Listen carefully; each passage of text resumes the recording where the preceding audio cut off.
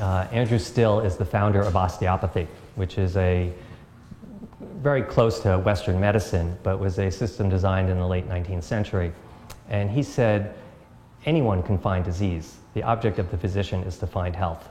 And I think when it comes to individuals, it's not about doing things to avoid getting sick. That is the tendency in the West, is to identify a problem and avoid it. I think a more optimistic and positive view on how to approach one's health is to look for things that create this balance that I was speaking of.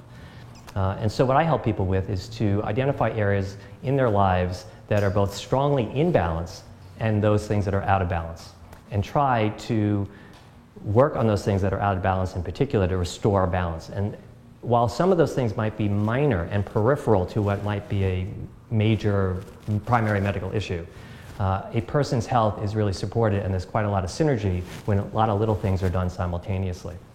So a lot of people in the West feel that there should be a direct and simple quick fix for any individual problem.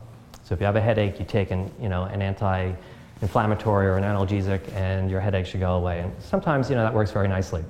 But when we have chronic conditions, in particular as we live our lives, things tend to accumulate. Quick fixes don't really resolve the issue. They certainly don't address the underlying causes.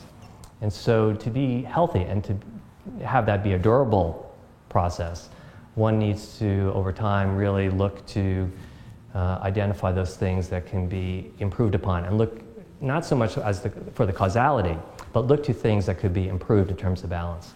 And so an approach that makes more sense to me is what I would call integrated, where several things are done simultaneously. And therefore it's not so simple to just go do yoga, for instance, which might be called a health practice and is very popular these days. Because yoga, in the absence of a balanced life, may not be very restorative at all. But yoga, in the process of living one's life where stress is managed, where people are mindful about what they eat and what's on their mind when they eat, about their relationships, about nurturing their environment and taking care of the things in the planet that ultimately affect all of us. When those things are pulled together and done simultaneously, then this is what I think will achieve greater health for individuals, for society, and for the world at large. Ultimately, this is what O2 Living is about.